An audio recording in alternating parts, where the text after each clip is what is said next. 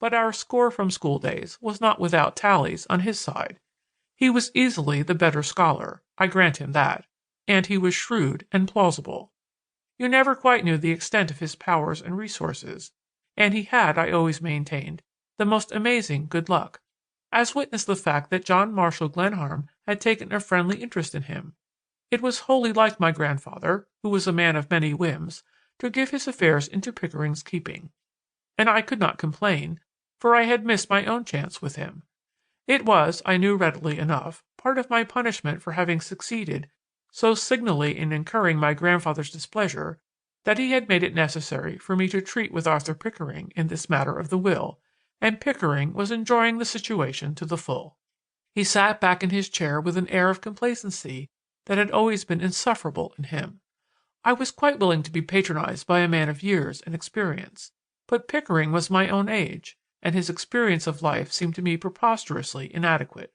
To find him settled in New York, where he had been established through my grandfather's generosity, and the executor of my grandfather's estate, was hard to bear. But there was something not wholly honest in my mirth, for my conduct during the 3 preceding years had been reprehensible. I had used my grandfather shabbily. My parents died when I was a child, and he had cared for me as far back as my memory ran. He had suffered me to spend without restraint the fortune left by my father. He had expected much of me, and I had grievously disappointed him. It was his hope that I should devote myself to architecture, a profession for which he had the greatest admiration, whereas I had insisted on engineering.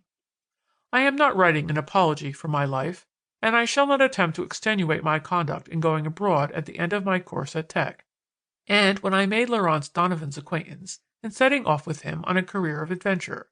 I do not regret, though possibly it would be more to my credit if I did, the months spent leisurely following the Danube east of the Iron Gate, Laurence Donovan always with me, while we urged the villagers and inn-loafers to all manner of sedition, acquitting ourselves so well that when we came out into the Black Sea for further pleasure, Russia did us the honor to keep a spy at our heels.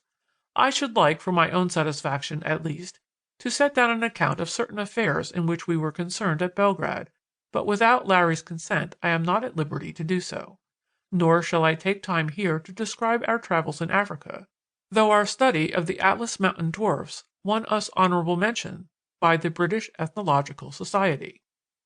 These were my yesterdays, but today I sat in Arthur Pickering's office in the towering Alexis Building, conscious of the muffled roar of Broadway, discussing the terms of my grandfather Glenarm's will with a man whom I disliked as heartily as it is safe for one man to dislike another.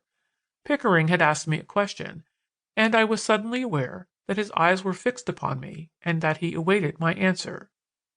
"What do I think of it?" I repeated. "I don't know that it makes any difference what I think, but I'll tell you, if you want to know, that I call it infamous, outrageous, that a man should leave a ridiculous will of that sort behind him. All the old money-bags who pile up fortunes magnify the importance of their money. They imagine that every kindness, every ordinary courtesy shown them, is merely a bid for a slice of the cake. I'm disappointed in my grandfather. He was a splendid old man, though God knows he had his queer ways.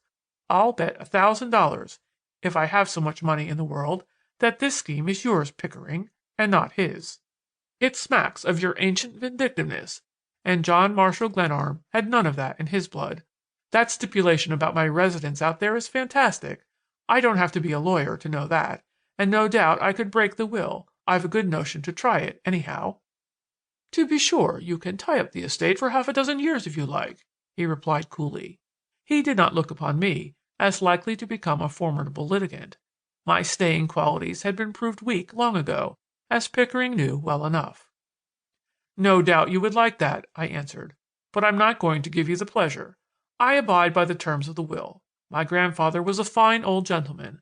I shan't drag his name through the courts, not even to please you, Arthur Pickering," I declared hotly. "The sentiment is worthy of a good man, Glenarm," he rejoined. "But this woman who is to succeed to my rights, I don't seem to remember her." "It is not surprising that you never heard of her." "Then she's not a connection of the family? No long-lost cousin whom I ought to remember?" "No, she was a late acquaintance of your grandfather's. He met her through an old friend of his, Miss Evans, known as Sister Theresa."